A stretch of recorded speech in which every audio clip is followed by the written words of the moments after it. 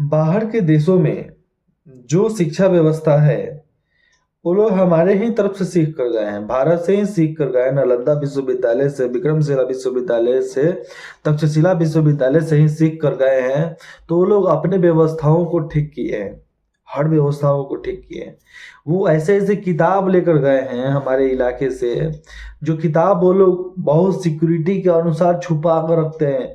इतना खूबी वाला किताब है वो, फिर भी तब जाकर इतना आगे बढ़े हैं। क्यों? अब देखिए, किसी को एरो स्पेस में जाना है, ठीक है, तो उसके लिए पूरा पढ़ाई करेगा। उसका डिपार्टमेंट कहाँ से बट गया? शुरुआत से ही बट गया। किसी को मेडिकल साइंस में जाना है, उसका डिपार्टमेंट शुरुआत से ही बट गया कि भाई तुम मेडिकल ही सीख। अब किसी को इंजीनियरिंग में जाना है, उसका इंजीनियरिंग में बचपन से लगाओ कि वो इंजीनियरिंग में ही जाएगा। ये क्या जरूरत है भाई? 10वीं तक हम बराबर सामान्य नॉलेज देंगे, क्या जरूरत पड़ता है? आज तक जो हम लोग अल्फाबेटिकल सब सीख कर आए हैं, किसका जरूरत है? कहाँ जरूरत है? अब जिसको किसी का मैथ का इक्वेशन का जरूरत नहीं है, वो जिंदगी में कहाँ मैथ का इक्वेशन लाएगा? आर्ट्स वाले लोग का मैथ का क्या जरूरत है? लेकिन नहीं, मेरा मानना है कि जिसको जिस फील्ड में जाना है उसको अलग अलग व्यवस्था देनी चाहिए। अगर जिसको राज करना है, चाहे जिसको नेता बनना है, उसको हर प्रकार की नॉलेज होनी चाहिए। Physics, chemistry, biology, math, science, commerce, arts, सारे सब्जेक्ट का नॉलेज रहता है, वही जाकर पॉलिटिशियन बन पाता है। अब लोग बोलते हैं कि इतना चीज, ठेला छाप है, लिंगठा छाप है, अंगूठा छाप है। अरे भैया, अंगूठा छाप जाकर लाइब्रेरी देखो, लाइब्रेरी तुमसे 10 गुना ज्यादा है। तुमसे 10 गुना पढ़ ले, तुमसे 10 गुना ज्यादा याद है उसको, तब जाकर वो नेता बन ले। बहुत लोग बोलते हैं 9वीं फेल तेजस्वी यादव जी को, तो तेजस्वी भैया 9वीं फेल लोग यही में बोल देते हैं, भैया वो संजेवियर के पढ़े हुए इंसान है भैया। तो वो लोग भले बताते नहीं है, अलग बात है, तेजस्वी यादव बताते नहीं है, उनकी प्रॉब्लम अलग बात है। लेकिन क्यों बताएं? जब ट्रोलिंग हो रहा है, ट्रोलिंग मतलब नाम हो रहा है, नाम मतलब ठीक है, होने दो। अगर किसी को ठीक है कि हम 9वीं फेल हैं, तो उसमें क्या दिक्कत है किसी को? लेकिन देखिए, एक नेता जब सामने चलता है ना, विरासत में ही सब चीज मिलता है तो क्या है, लेकिन विरासत में मिलने के बाद भी उसको सहेजने के लिए शिक्षा व्यवस्था चाहिए। उसको सहेज के रखने के लिए अपनी व्यवस्था, मानसिकता चाहिए।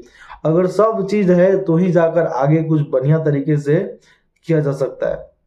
चाहे कैसा भी हो, बुद्धि खराब हो, विरासत में भी मिल गया, उसको बर्बाद कर देगा इंसान। लेकिन बुद्धि विवेक ठीक हो और उसको संभालने की शक्ति हो, तो विरासत की चीज को भी बढ़ा कर चलेगा वो आदमी। तो बढ़ा कर चलेगा तो क्या होगा? वो डेवलप होगा। डेवलप होगा तो क्या होगा? उसके अगले जनरेशन को डेवलपमेंट मिलेगा। लोग बोलते हैं नेबी बेबी, नेबो बेबी जी, ऐसे ही कुछ करके शब्द होता है, मतलब विरासत में मिल गया तो आगे बढ़ गए। विरासत में मिल गया अलग बात है, लेकिन अपनी विचारधाराएं, मानसिकता खराब होगी तो विरासत में मिला हुआ भी लोग बदनाम कर देते हैं। लेकिन जो लोग मेहनत से आगे बढ़ते हैं ना, उनकी भी एक अलग रीति है भैया। अब जैसे मैं नाम मैं भूल रहा हूँ, नहीं तो मैं बताता। कुछ दो हीरोज है, एक्टर हैं, जो एक तो भैया उनके पास इनकम थी तो उन्होंने अपने शुरुआत किया, एक के पास कुछ नहीं था फिर भी शुरुआत किया। दोनों के नेटवर्क था एक से एक बड़ा, मतलब एक से एक ज्यादा ही है। और किसका ज्यादा है ये तो मैं यहाँ पर नहीं बताऊंगा, क्योंकि मुझे भी वो डाटा याद नहीं है। क्योंकि भैया, देश की बात बताओ ना, राज्य की बात बताओ ना, अरे पूरे परिवार की बात बताओ ना, सिंपल सी बात है। आज ये हमारा दोस्त बोल रहा था कितना काम करोगे? बोले भाई तुम्हारे परिवार में 5-6 लोग हैं, हमारे परिवार में 13 करोड़ लोग हैं, काम करना पड़ेगा ना यार, रात भर काम करना पड़ेगा। बोल रहा है गांधी जी मत बनो आज, आप गांधी जी बनने की जरूरत नहीं है। मैंने बोला ठीक है भाई, तेरे को कुछ भी काम है तो बोलो, नहीं है तो सुबह बात करेंगे, अभी बात नहीं करेंगे, अभी बहुत बिजी हैं हम। तो इस प्रकार की बातों बोलना पड़ता है। लेकिन अ, मैंने जो शुरुआत से एक्सपीरियंस किया शिक्षा व्यवस्था में, तो 8वीं के बाद से जनरल नॉलेज खत्म हो जाता है, लेकिन 10वीं, तो एक तरीके से सरकार ने 10वीं तक रखा, मतलब 14 साल तक वो नॉलेज हो जाता है कि हाँ, हर प्रकार की प्रक्रियाओं को समझने का।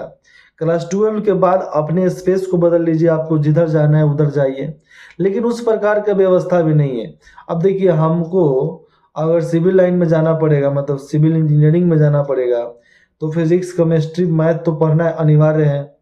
तो पहले आप एंट्रेंस एग्जाम दीजिएगा, एंट्रेंस एग्जाम देने के बाद वहां पर जाइएगा। ऐसा नहीं होना चाहिए। खोल दो, सबके लिए खोल दो, सब आगे पढ़ो, जिनको भी पढ़ना है एडमिशन कराओ, पढ़ो। एग्जाम जो हो रहे हैं वहां पर, उस एग्जाम में उनको फेल करो, एग्जाम में फेल करो, इंटरव्यू में फेल करो। एक तरीके से उनको भी रियलाइज होगा कि फेल क्यों कर रहे हैं। 3 साल 4 साल एक चीज में लगा कर आगे बढ़ रहे हैं, फिर फेल हो रहा है, वो गड़बड़ हो जाती है। स्टार्टिंग से उनकी पढ़ाई हो जाएगी, पढ़ाई होते होते होते होते जो महान होंगे वो बनेंगे, उनके पास सैलरी होगी, उनके पास इनकम होंगे, उनको लोग हायर करेंगे।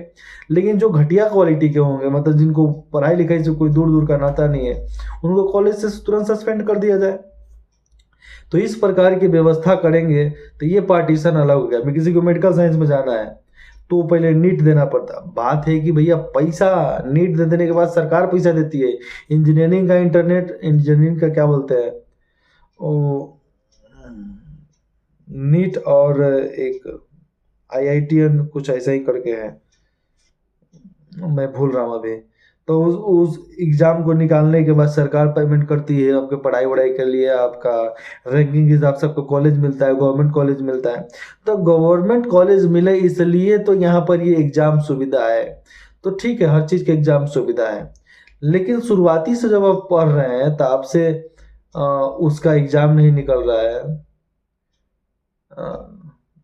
मैं नाम भूल रहा हूँ, जेई और नीट। हाँ, तो जेई आपसे नहीं निकल रहा है, नीट नहीं निकल रहा है। तो इसकी सबसे बड़ी प्रॉब्लम है क्या, मानसिकता। हम 8वीं से अगर किसी चीज को पढ़ते हैं, 8वीं से 9वीं से मेडिकल साइंस में जाना है तो पढ़ेंगे तो हमारा नीट निकल जाएगा। अगर हम, और नीट में भी सवाल अलग अलग पूछे जाते हैं, लेकिन याद होना चाहिए हर चीज को। अगर हमको जेई भी करना है तो जेई करने के लिए फिजिक्स केमिस्ट्री मैथ आंख मूंदे सवाल है, जवाब हाजिर। तो इस प्रकार की व्यवस्थाएं दिमाग में डेवलप होगी ना, तब जाकर आसानी से निकलेगा। तो हमें शुरुआत से ही उसको आगे बढ़ाना चाहिए। हम क्लास 10th तक पढ़ेंगे सब सब्जेक्ट, उसके बाद से अलग सब्जेक्ट करेंगे, तो इस तरीके से गड़बड़ हो जाता है, क्योंकि अपनी सिलेबस ही कंप्लीट नहीं हो पाती है, दूसरे के क्या होगा। अब यहाँ पर हो जाएगा कि आपके नंबर कम होंगे तो भी आपके नहीं लिया जाएगा। नंबर कम, ये चीज को होना चाहिए कि व्यवस्थाओं को ठीक कर। आज करीबन मैं यहाँ पर अभी के अपने इलाके की बात करा दूं, बिहार की बात कर दूं, तो 90% बच्चे किताब खरीदता ही नहीं, केवल गेस पेपर खरीदता है, पढ़ता है, एग्जाम देता है, बस वही से उद्धार हो गया है। उसके अनुसार कुछ है नहीं, सब गेस पेपर पर हो गया। सब किसी का नोट्स हो रहा है, सब किसी का MCQ आ रहा है। जो टीचर नया लॉन्च हो रहा है वो अपना किताब लॉन्च कर दे रहा है, पता नहीं वो बबुआ पढ़ कहाँ से रहा है उतना। मतलब एक ही नोट्स कॉपी करके ये लोग पैसा कमाने का काम कर रहे हैं, और बच्चा सब पढ़ता नहीं है, सब पढ़ा नहीं है, समझेगा नहीं। अरे भाइयों, पढ़ो सबको, सब में सवाल एक ही होते हैं, सवाल बदलते नहीं है। अरे सब सवाल एक ही बुक का बनता है, और एक ही बुक का बनता है तो सवाल भी एक ही होगा। बस वही होगा कि सीरीज ऊपर नीचे हो जाता है, सब क्वेश्चन ऊपर नीचे कर दिया जाता है कि ऊपर नीचे थोड़ा दिखे कि बच्चों को लगे नहीं किताब हमारा अलग है। कुछ अलग नहीं होता है, सब किताबों एक ही होता है, बस समझने की बात हो जाती है।